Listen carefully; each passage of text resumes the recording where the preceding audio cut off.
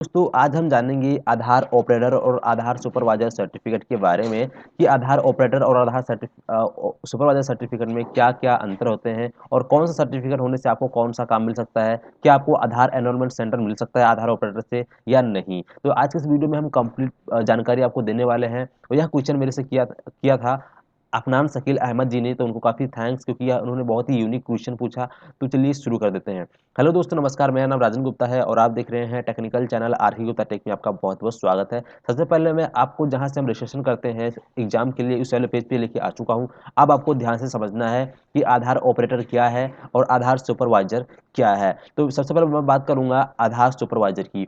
तो दोस्तों आधार सुपरवाइजर जो है वो एक नया आधार कार्ड को जनरेट कर सकता है और उसमें जो भी चेंजेस होते हैं बहुत ही आसानी से कर सकता है। वो एक तरह से जो है, जैसे आप एक मान लीजिए एक सीएससी वैली है, ठीक है। चलिए मैं अपना सीएससी पोर्टल को ओपन करता हूँ, आपको यहाँ दिखाता हूँ। एग्जाम्पल के लिए आपको उदाहरण देने के लिए मैं अपने सीएससी पोर्टल को ओपन कर लिया हूँ। मान लीजिए कि मैं एक सीएससी वैली हूँ और मैं किसी को यहाँ से ऑपरेटर बना देता हूँ। तो इससे क्या है कि जो ऑपरेटर होगा, सीएससी का जो ऑपरेटर होगा, उससे वो ना पीएमजी दिशा का काम कर सकता है, ना आयुष्मान भारत कार्ड बना सकता है और ना ही वहाँ से वो आधार सेंटर यानी कि बैंक बीसी नहीं ले सकता है, ना ही आप उसके मदद से वो आधार सेंटर ले सकता है जो हमारा सीएससी ऑपरेटर होगा। लेकिन एक सीएससी वैली ये सभी चीज़ें कर सकता है। ठीक उसी तरह ही जो आधार सुपरवाइजर सर्टिफिकेट होता है वो उसमें जो हेड होता है, तो उससे क्या है कि वो नया जो आधार कार्ड है वो बना सकता है। सॉरी, मैं राशन कार्ड कह रहा था, माफ़ करना। तो जो आधार कार्ड है वो नया आधार कार्ड का इनरोलमेंट कर सकता है। बाकी जो डॉक्यूमेंट को अटैच करने होते हैं, अपलोड करने होते हैं, वो एक सुपरवाइजर ही करता है।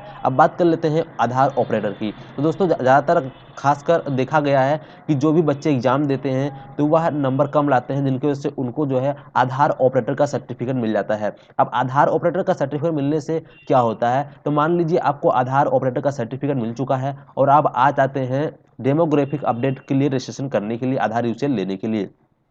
तो आप यहाँ से आधार यूसेल तो ले सकते हैं, लेकिन आपको बता दें कि आधार ऑपरेटर्स का अगर आपके पास सर्टिफिकेट है तो आप आधार ऑपरेटर के सर्टिफिकेट से मात्र जो है आधार कार्ड में करेक्शन कर सकते हैं और आधार कार्ड को रीप्रिंट करके कस्टमर को निकाल कर दे सकते हैं। लेकिन अगर कोई आपसे आए, अगर आपके पास आधार ऑपरेटर सर्टिफिकेट है और आपसे मान लीजिए मैं ही आता हूँ और बोलता हूँ कि हमें एक नया आधार कार्ड को एनरोलमेंट करवाना, नया आधार कार्ड को बनवाना है, तो अगर आपके पास आधार ऑपरेटर का सर्टिफिकेट है तो आप इससे नहीं बना पाएंगे। अपने आधार ऑपरेटर सर्टिफिकेट से नया आधार कार्ड का एनरोलमेंट नहीं कर पाएंगे। वहीं बात कर लें जो है आधार सुपरवाइजर सर्टिफिकेट वाले जो व्यक्ति होते हैं, वह यह आसानी से कर सकते हैं और उसमें बहुत सारी चीज़ें अगर जो बदलवाना चाहें बदल भी जाएगी और नया एनरोलमेंट कर सकते हैं। तो यही अंतर होता है। अब बात कर लेते हैं कि आधार ऑपरेटर सर्टिफिकेट और आधार सुपरवाइजर सर्टिफिकेट में कितना नंबर लाना ज़रूरी है कि हमें आधार सुपरवाइजर का सर्टिफिकेट मिले। मैं तो आपसे रिकमेंड यही करूँगा कि अगर आप आधार का जो है एग्ज़ाम दे रहे हैं, आधार यूसीएल लेना चाहते हैं या आपको आधार एनरोलमेंट सेंटर लेना चाहते हैं,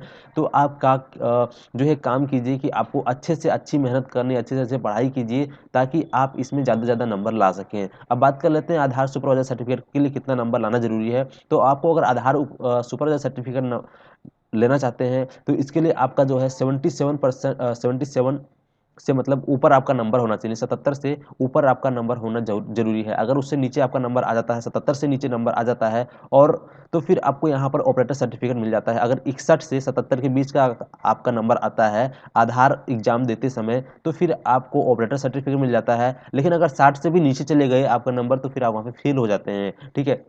लेकिन आपको कोई दिक्कत नहीं है, दोबारा से एग्ज़ाम दे सकते हैं रजिस्ट्रेशन करने के बाद। लेकिन कोशिश करें कि आप एक ही बार में पास हो और अच्छे से अच्छे नंबर लाएँ। 77 नंबर से ऊपर आपको कोशिश करना है कि 77 नंबर से ऊपर लाना है और आपको आधार सुपरवाइजर सर्टिफिकेट ही लेना चाहिए क्योंकि पैसे सेम लगता है, सेम वही एग्ज़ाम है, ठीक है। तो थोड़ी-सी मेहनत और कर लो क्योंकि इससे आपको अच्छा खासा जो है मुनाफ़ा होगा। अगर आप एक नया आधार कार्ड बना पाएँगे, एक नए बच्चों का आधार कार्ड एनरोलमेंट कर पाएँगे, नए व्यक्ति का आधार कार्ड बना पाएँगे तो काफ़ी अच्छी बात है। नहीं तो ऑपरेटर सर्टिफिकेट लेने से कोई फ़ायदा नहीं है, तो करेक्शन तो आजकल हर कोई खुद भी कर लेता है ऑनलाइन। तो आप कोशिश यही कीजिए कि आप जो है आधार का सुपरवाइजर सर्टिफिकेट लेना सुनिश्चित। बस आज के इस वीडियो में थोड़ी-सी जानकारी देना चाहता था जो कि आप लोग अच्छे से समझ गए होंगे और अगर वीडियो पसंद आई हो तो वीडियो को लाइक कर देना। अगर हमारे चैनल पर नए हैं तो चैनल को सब्सक्राइब करने के साथ बेल आइकन को प्रेस कीजिएगा। ऐसे ही नॉलेजेबल वीडियो आपको इस चैनल पर मिलती रहती है। अगर आपके मन में अभी भी कोई क्वेश्चन डाउट्स है तो प्लीज़ हमें कमेंट बॉक्स में बता दीजिएगा, हम आपके डाउट्स को क्लियर कर देंगे। बाकी जो है इसका रजिस्ट्रेशन लिंक है तो आप यहाँ से इसको रजिस्ट्रेशन कर सकते हैं। जो इसकी साइट है ये है udi.ncitexam.com, ठीक है। इस साइट से आप यहाँ से रजिस्ट्रेशन कर सकते हैं। बाकी मैंने आपको बता दिया है, क्लियर कर दिया है। तो बस आज के इस वीडियो में इतना ही। मिलता हूँ कहीं नए वीडियो में नए टॉपिक के साथ। तब तक के लिए जय हिंद, वंदे मातरम।